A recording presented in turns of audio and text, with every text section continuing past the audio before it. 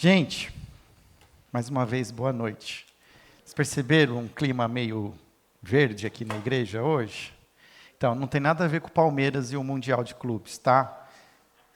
Para quem é palmeirense, fica aí uma força, uma força verde que vocês vão precisar. Pelo que a gente está vendo aí, não vai ter muita chance, os brasileiros, porque os times europeus eles estão muito mais fortes. Mas nós não estamos aqui para falar de futebol. Na verdade, no dia 4 de junho, é um dia mundial do meio ambiente. Eu pesquisei um pouco sobre esse dia e descobri que em 1972 a ONU fez um congresso pela primeira vez com a temática sobre o meio ambiente em Estocolmo, na Suécia, em 1972. E foi exatamente no dia 5 de junho. E a partir dali, nos anos seguintes, então, desde 1973 a 52 anos, todo dia 5 de junho é um dia em que a humanidade pensa sobre o seu papel no seu relacionamento com o meio ambiente. Ou deveríamos pensar sobre isso. Mas o fato é que, principalmente agora, na virada do século, nós estamos chegando num nível de desequilíbrio ambiental que pode ser que não exista mais volta. Os especialistas estavam imaginando que ainda daqui a uns 10 anos, a temperatura da Terra aumentasse 1,5 grau, mas esse 1,5 grau ele já acontece hoje. Então, nós já cruzamos ali uma linha de equilíbrio e já estamos vivendo diante de uma nova condição climática. E é fato que a gente percebe isso, a gente percebe o calor que a gente sente no verão, pelas chuvas, que agora elas vieram de uma maneira muito diferente. Elas têm altas concentrações de chuvas no mesmo momento. E isso vai continuar acontecendo cada vez mais. Hoje pela manhã eu comecei, então, uma minissérie. Por que eu falo que é uma minissérie? Porque eu quero falar disso em 2 domingos. Hoje e o próximo domingo, falando sobre criação, cuidado e chamado. Porque eu tenho entendido que, de alguma maneira, nós evangélicos, cristãos, discípulos de Jesus, nós ainda não estamos, talvez, assim, tão conscientes de um chamamento, e eu coloquei a palavra, inclusive, chamado, de que nós temos um chamado dado por Deus para zelar pela criação. Abra sua Bíblia em Gênesis capítulo 2. Gênesis capítulo 2, para você que talvez ainda não tenha um conhecimento tão profundo da Bíblia, mas os primeiros 2 capítulos da Bíblia, Gênesis 1 e 2, são os 2 capítulos perfeitos, onde tudo funcionava como deveria acontecer. A partir do capítulo 3, a coisa desanda.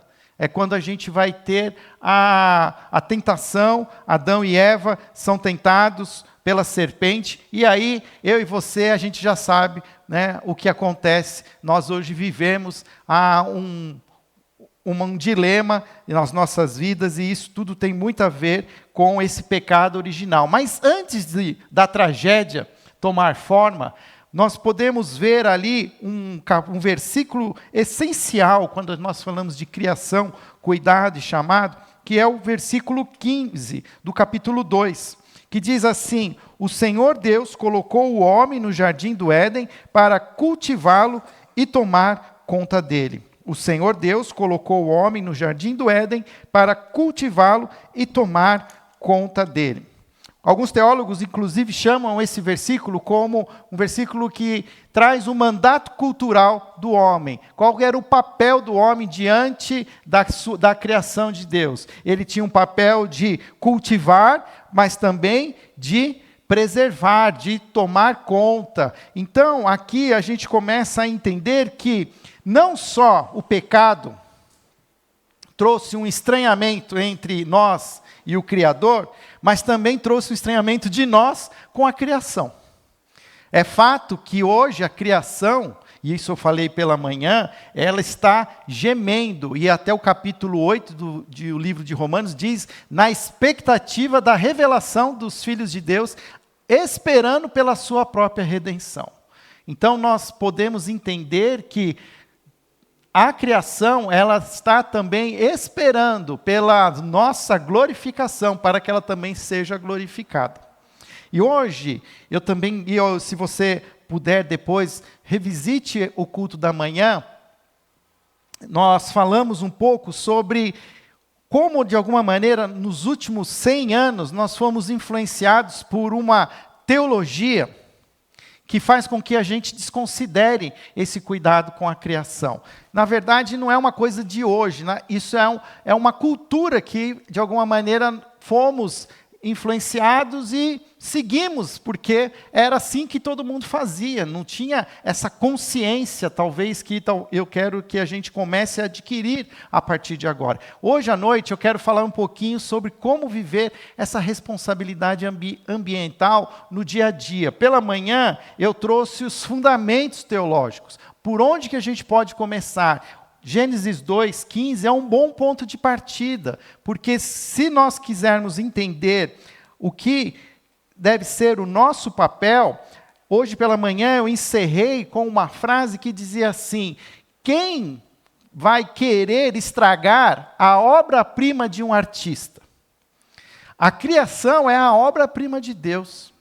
É uma criação, é algo que reflete. Quem não se encanta com a criação?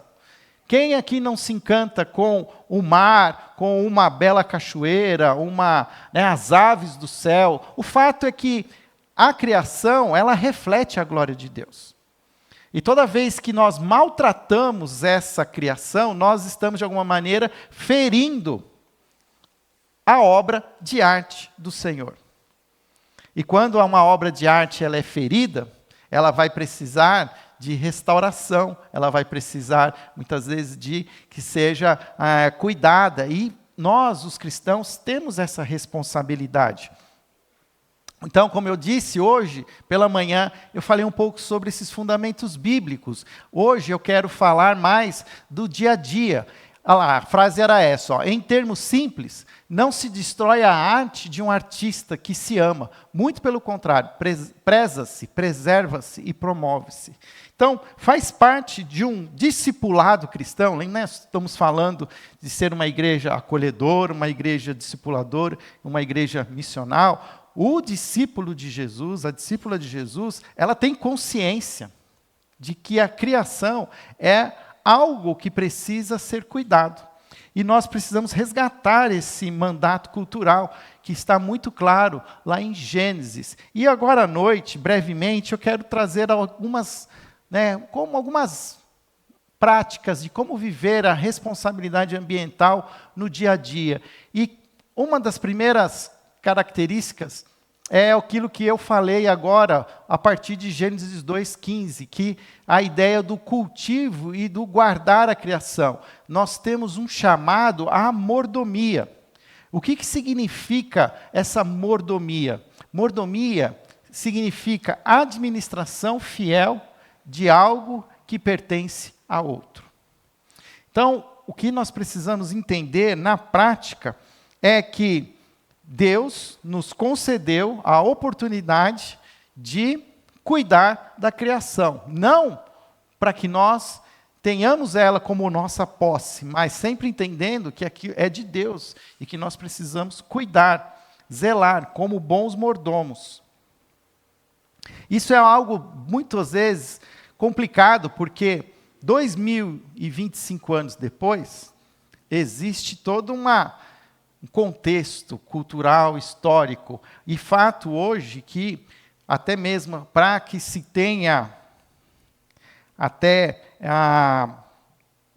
as riquezas possam ser obtidas, elas são muitas vezes obtidas com a exploração da criação.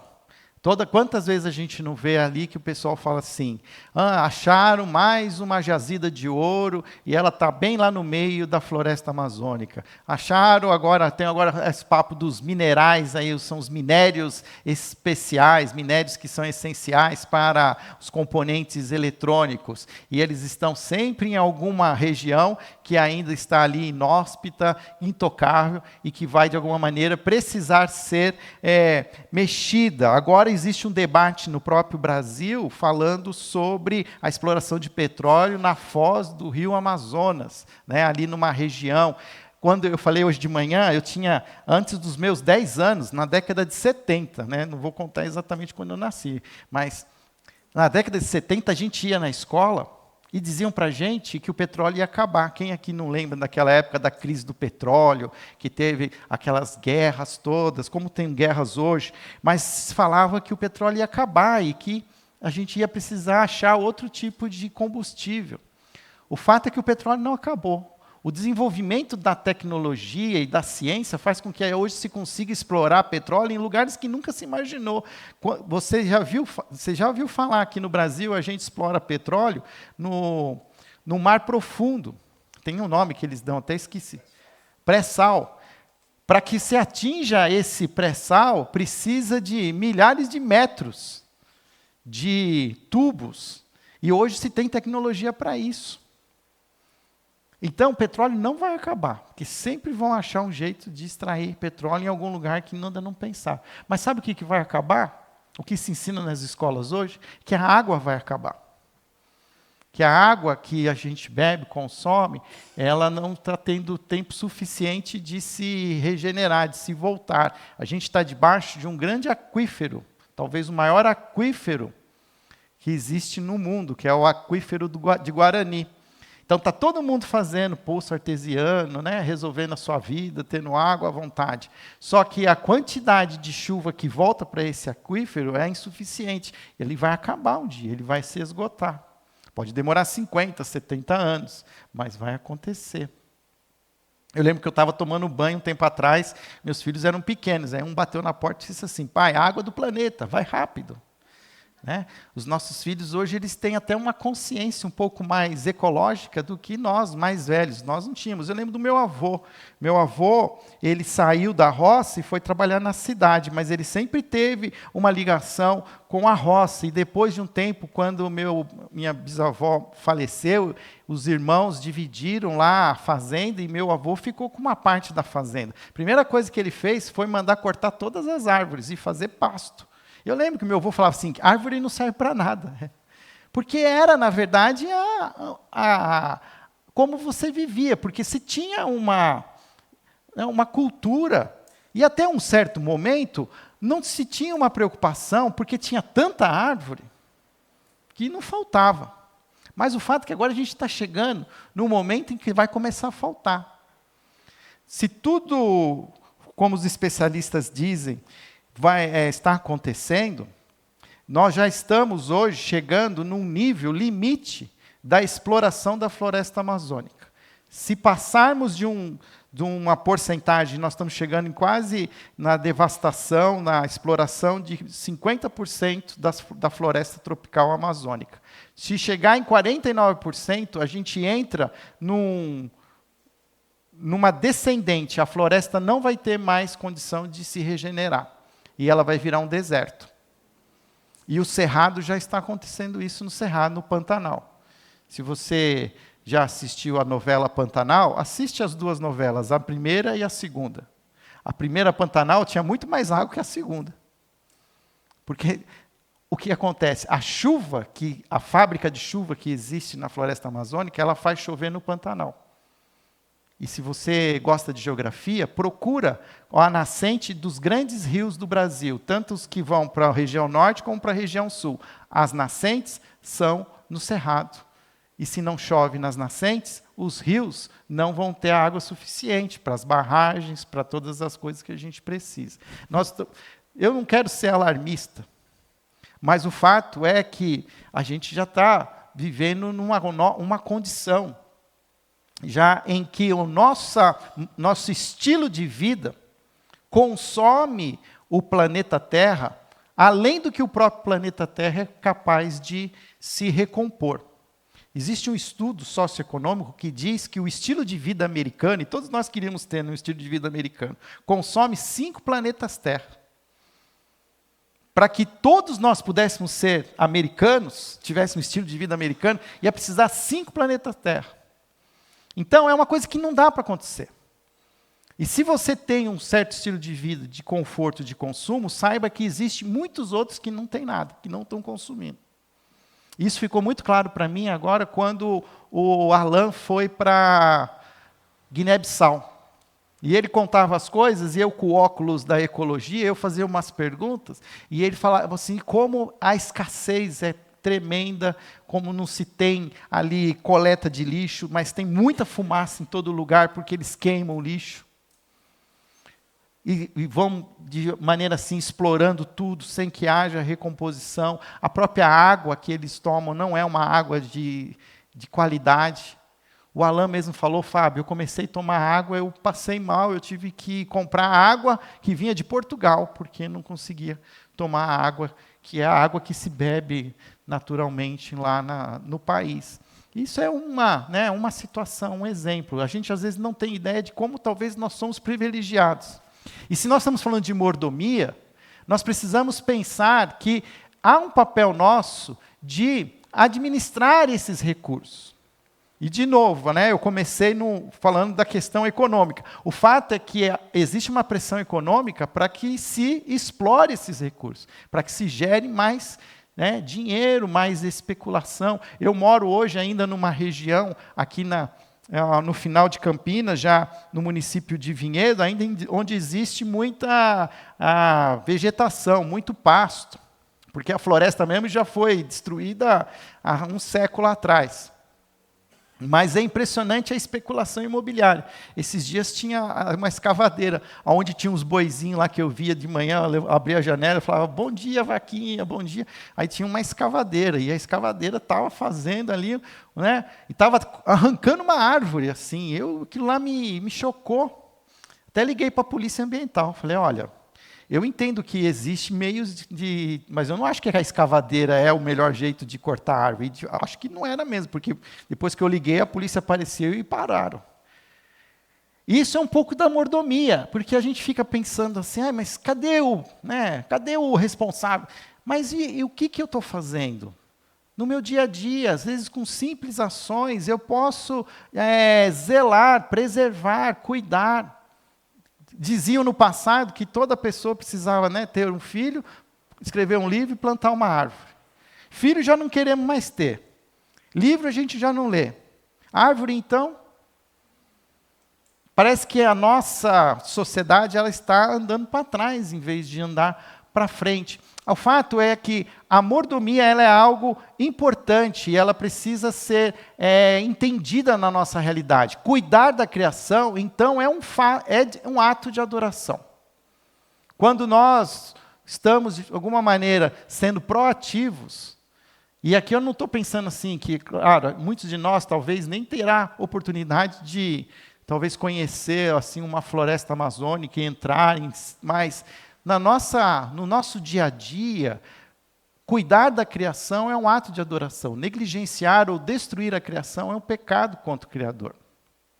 O Cirilo está aqui para contar essa história que ele conta, que ele era criança, e ele saía para matar passarinho, e fazia cinto de passarinho, assim, que juntava os passarinhos. Pensa numa coisa, hoje até existe leis contra isso, que você não pode hoje matar. Mas era a maneira como se lidava com a criação, de uma maneira que parece que nunca vai acabar, mas está acabando. Está acabando. Implica fazer escolhas conscientes. Então, todo esse papo que a gente às vezes ouve, a gente acha que é ideologia de esquerda, é evangelho, gente. O fato é que quando tem a esquerda e a direita, eles escolhem algumas pautas. O evangelho, por isso que fala que o evangelho é integral. Tudo que é bom para a sociedade precisa ser incluído no evangelho. E aí a gente acha que ecologia é uma pauta de esquerda. Mas ela entende que é fazer escolhas conscientes, consumo responsável, reciclagem, simplicidade voluntária. Alguém já viu uma reportagem no Chile, no deserto do Atacama, que existe lá um depósito de roupas, que sabe essas roupas de grandes confecções, que eles têm um nome que eles dão em inglês para essas roupas, eu não sei o nome, mas são roupas baixa qualidade que a gente compra, mas depois de 2, 3 lavagens, elas já estão tudo esganiçadas e a gente joga fora. Existe um lixão onde eles levam essas roupas, e porque essas roupas elas não se somem, né? Elas não desaparecem, elas ficam em algum lugar. Então, descartando no deserto do Atacama, existe lá montanhas de roupas. E a gente fica imaginando, quanta roupa você tem no seu guarda-roupa? Por que a gente precisa ter tanta roupa? E a gente vai juntando, né? Vai consumindo. O fato é que, olha, é até perigoso, porque conforme você vai entendendo as coisas, você vai sabendo toda a tragédia que envolve. Você já, por exemplo, assim, eu sempre usei calça jeans, até hoje, que é a calça que eu mais gosto. Mas aí eu fui descobrir quanto que de água precisa para tingir uma calça de brim azul, né? E é impressionante. Agora estão falando a questão do chat GPT, da inteligência artificial. Toda vez que você faz lá um desenho bonitinho, faz um filminho, está queimando um monte de água, porque precisa da água para esfriar o processador, lá os processadores dos supercomputadores. Então agora a gente está usando água para diminuir a temperatura dos computadores e está deixando um monte de gente sem água. Enfim, é muita coisa, é muita pergunta. O que aconteceu aí, Rick? Fui eu?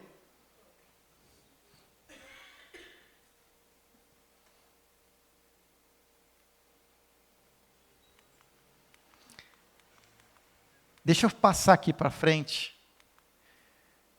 Um segundo aspecto é que nós precisamos entender que esse papel de consciência sustentável tem muito a ver com a questão de viver com justiça na cidade. O fato é que Deus nos colocou num jardim, mas ninguém aqui mora em um jardim. Pelo que eu estou vendo aqui do que eu conheço, tem ninguém aqui que mora em jardim. Todo mundo mora numa casa, numa cidade. E agora, como nós vamos ser mordomos numa cidade? É diferente você ser mordomo num jardim. O fato que a gente precisa agora se atualizar, entender que o nosso desafio é a cidade. Acabei de fazer um trabalho que eu entreguei de mestrado, o tema era a igreja local como instrumento de humanização da cidade. E eu fiz uma pesquisa sobre alguns dos dilemas da cidade. E eu tinha encontrado a questão da solidão, do individualismo, de como as pessoas, apesar de viverem juntas, elas vivem sozinhas. Tinha olhado para um aspecto da pobreza, que toda cidade tem uma periferia, tem poucos que têm muito, e muitos que têm pouco, toda cidade é assim, e a questão também da violência, né? A pobreza acaba também desencadeando em violência, então toda cidade sofre de violência. E eu ia parar nesses 3 temas, mas eu fui pesquisando e eu acabei incluindo a questão ambiental. Hoje as cidades, elas também sofrem pela falta de um equilíbrio sustentável. Os rios estão poluídos, a gente não tem condições hoje de uma qualidade de vida nas cidades, porque as cidades elas exploram tudo, está cimentando. Eu falei hoje de manhã, eu lembro que eu cheguei aqui há 10 anos, eu olhava aqui para a Avenida Andrade Neves, tinha muitas árvores aqui. Aqui, a parte da esquerda, até lá, o Beneficência Portuguesa, se contar 5 árvores é muito. Cadê as árvores? Elas foram sendo cortadas. É claro, teve algumas que quebraram, adoeceram, mas não existe reposição, a gente só vai explorando. E olha que interessante, se você vai em Jeremias 29:5, o texto diz: construam casas, habitem nelas, plantem jardins e comam seus frutos. Nesse contexto, Jeremias está profetizando uma palavra de Deus para um povo que não mora na sua cidade natal, muito pelo contrário, está morando na Babilônia, é um momento de exílio. O povo hebreu, inclusive, está chorando, está assim, se lamentando por ter sido levado para o exílio e está morando numa cidade que não é a deles. E aí a palavra de Deus vem e diz o seguinte: olha, vocês vão continuar onde vocês estão, mas eu quero que vocês cuidem dessa cidade, que vocês, né, até tem o texto que a gente lembra que faz a continuação: deem os seus filhos em casamento, permitam-se que eles casem, que tenham famílias, mas existe também um componente ecológico, que ele diz lá: construam casas, habitem nela, plantem jardim, comam dos seus frutos. Então, existe aqui por trás uma intenção de que nós precisamos encontrar espaço para jardins na cidade. Agora a prefeitura tem um novo movimento de fazer microflorestas em algumas áreas verdes, assim, canteiros centrais. Eu já passei ali quando vai para o trevo de Campinas, já vi ali, eles estão plantando várias árvores, uma perto da outra, com 50 centímetros de distância, meio metro, para que se aquelas árvores cresçam e formem microflorestas, para que possa ali ter um pouco mais de qualidade do ar, mas também a própria... como é que fala? A fauna possa vir, estão plantando árvores frutíferas, mas aí eu penso, como a cabeça do técnico, quem é que vai zelar por essas mudinhas? Porque geralmente as mudas são mudas pequenas, elas demoram, precisam ser regadas, e a gente vê que às vezes o poder público também é negligente, ele faz a ação de uma maneira política para mostrar que está fazendo, mas não dá manutenção. Será que a gente não pode, talvez, colaborar com isso? Né? Se alguma coisa está sendo plantada perto da sua casa, que a gente possa ali cuidar, adotar, né? Zelar, e até se a gente tem algum espaço verde, a gente não possa plantar outras árvores.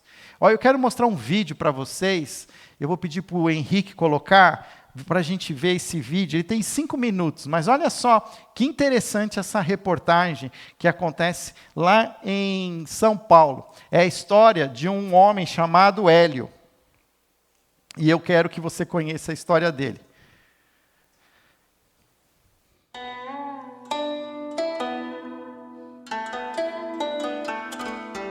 Um corredor verde onde antes só havia concreto e entulho, e uma morada para brotarem árvores de mais de 160 espécies. Mudou tudo.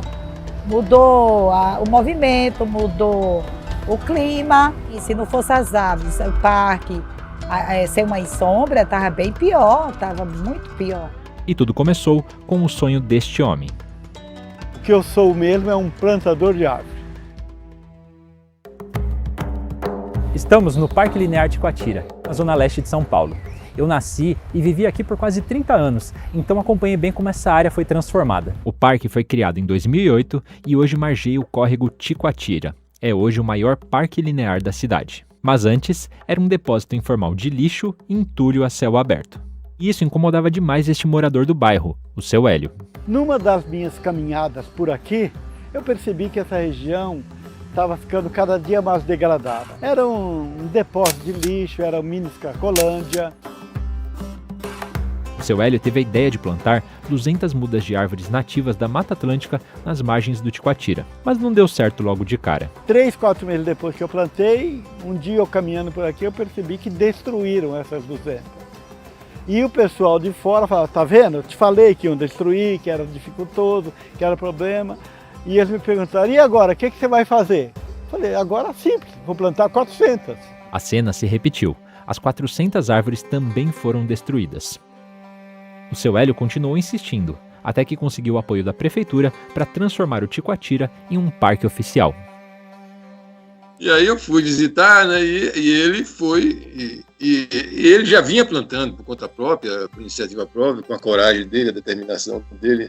Aí o Ticoatira foi incluído nesse esforço, foi formalizado, foi orientado que os nossos agrônomos e as subprefeituras tivessem boa vontade com ele, em vez de prejudicar o trabalho dele, né? E hoje o Ticoatira é o maior parque linear dentro da cidade de São Paulo. Quando o Ticoatira foi formalizado em 2008, Hélio calcula que já tinha plantado ali 5.000 mudas, muitas de árvores frutíferas. Desde o primeiro dia que comecei a plantar foi assim, e para atrair pássaros, e para atrair vida. Porque os pássaros e os outros animais são os grandes disseminadores de semente. E começa a atrair esse tipo de coisa aqui, ó. Aí, cigarra. Aí, coisa bonita. Hoje o Ticoatira tem cerca de 40.000 árvores plantadas e virou uma ilha de tranquilidade numa das regiões mais populosas de São Paulo, mudando a rotina de quem mora ali perto. Eu gosto bastante daqui e antigamente o Ticoatira, ele era o parque, né, linear, era muito feio, né, ele não tinha vegetação, era bem mais poluído, né, é um lugar que a gente vem para desestressar. Gosto muito daqui, criei meus filhos aqui, brincando e não troco aqui por nada, né? É um parque que todo mundo vem caminhar, vem fazer caminhada, vem correr, vem ficar nas sombras das árvores. Então, e vem aqui também tomar minha água de coco, minha água, né? Conheço todo mundo. O surgimento de uma floresta urbana também ajuda a cidade a lidar com problemas cada vez mais frequentes relacionados às mudanças climáticas, como as ondas de calor. E tem uma explicação científica para isso. Parques, qualquer horta no quintal de casa, paredes verdes, elas são sempre bem-vindas, e principalmente em relação ao conforto térmico. Muitos estudos, né, que falam em regiões mais arborizadas, bairros mais arborizados, têm temperaturas mais amenas. A região leste de São Paulo é uma das mais impermeabilizadas da cidade.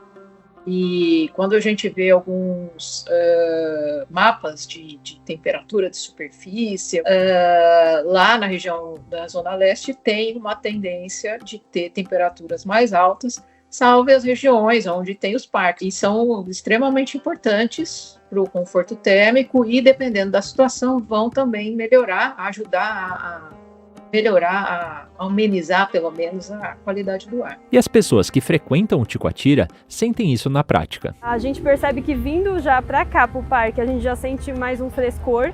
Não é igual a gente estar no asfalto, né, nas ruas, caminhando até por aqui, nas proximidades mesmo. Eu gosto bastante de vir para cá justamente porque é fresquinho, né, que aí a gente foge desse calorzão que tá fazendo. Hélio vai praticamente todos os dias ao parque e continua a plantar árvores. E seu Hélio, aqui a gente, nesse trechinho aqui, tem alguma árvore que o senhor, enfim, tem um carinho especial? Ou... Não, se você perguntar para um pai e para uma mãe qual filho que gosta mais, ela gosta de todos. Eu gosto de todos aqui. E eu estou falando isso para uma ou outra não ficar nervosa agora. É porque elas estão ouvindo a gente, né? Eu gosto de todas elas. Nós vamos partir. Eu não vou partir. Já fiz um trato com Deus. Vou virar árvore. Então não vou morrer. Eu vou virar ela.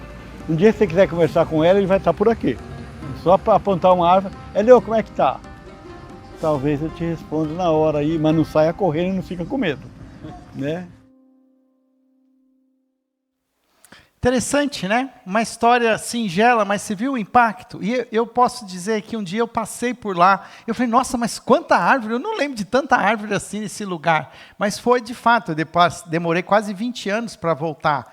E era um parque, primeiro, o que é uma coisa que a gente faz, né? A gente faz a canalização dos córregos. Então, todos os córregos que tem todo um jeito natural, aí a gente faz um corredorzão, põe concreto, aí depois não sabe porque alaga. Então, fizeram lá a canalização do córrego Ticoatira. E aí deixaram aquelas margens ali sem implantar nada, mas foi deixando. E aí o que acontece? É sujeira, entulho. Até que ele falou, não, eu vou começar a plantar. Né? Ele não esperou o poder público. Na verdade, o poder público chegou depois, porque até pelas próprias movimentos que ele fazia, ele conseguiu encontrar um caminho. O secretário lá da época do meio ambiente falou, você viu, ajudam ele, não atrapalha. Então, a gente precisa ter esse tipo de iniciativa, de não ficar esperando que o outro faça, mas o que eu posso fazer. E eu sei que isso dá trabalho. Quem mora em casa, por exemplo... Quando tem oportunidade, o que faz? Arranca toda a grama e cimenta tudo. Porque fica mais fácil para limpar, para lavar. Mas precisa ter espaço para que a água possa voltar para o aquífero Guarani. Precisamos plantar árvores. Então, é uma coisa importante. E aqui fica um incentivo para que você, olhando no seu contexto, aonde você está, no que lugar que você mora aqui em Campinas, que você possa, de alguma maneira, promover justiça. Você viu que bonito que fica depois, como as pessoas são beneficiadas, quantas pessoas ali acabam, de alguma maneira, sendo beneficiadas pela iniciativa de uma pessoa. E o curioso, né? Imagina que se esse homem fosse crente mesmo, e aí fosse falar com ele, falar assim, não, eu entendi que o Evangelho me faz um promotor da justiça, e a gente precisa entender que existe uma justiça hoje ambiental que precisa ser feita. Que baita testemunho podia ser? né? Então a gente não entende muitas vezes que Deus nos dá grandes oportunidades em áreas que muitas vezes nós não tínhamos nem noção disso. Então fica aqui, né, um exemplo do seu Hélio, que outros seu Hélios apareçam, até mesmo dentro da nossa igreja. Quem sabe aqui, se você quer fazer algum projeto, a gente não pode te ajudar, a gente fazer alguma coisa aqui pelo nosso bairro. Eu já pensei, não sei se eu... tem um dia desses aí que me ligou um pastor. Eu já não gosto disso, o cara já vem com carteirinha. Que é o pastor fulano de tal, que quer conversar com o pastor Fábio. Tá bom. Aí eu fui, né, não ligou para mim direto, mas aí eu fui e mandei mensagem. Pastor, como vai, amado? Aquelas coisas tudo assim, né? Aqui é o pastor fulano de tal. Eu represento um vereador aqui de Campinas, nem sei o nome. Mas a gente ouviu falar do seu nome aqui, você é pastor aí. A gente gostaria de fazer uma visita para você na sua igreja. Você pode, né, mas um dia normal aqui, tá? Não é no culto, não. Fique em paz. Eu falei, não, pode vir, vem tomar um café, vai ser um prazer. E ele pode vir com a pauta dele, mas ele vai vir a minha pauta também, porque eu falei assim, o que você pensa sobre essa questão ambiental na cidade de Campinas? O que você tem nas suas demandas? Eu vou falar isso também assim, você não quer ajudar a gente a plantar árvore aqui na Andrade Neves, né, umas árvores que são específicas para calçada? Você não quer bancar para nós? E aí a gente planta, e a gente fica regando, a gente toma conta, sabe? Então, tá bom, se quer vir falar comigo, pode vir, que eu também estou cheio de ideia para dar, né?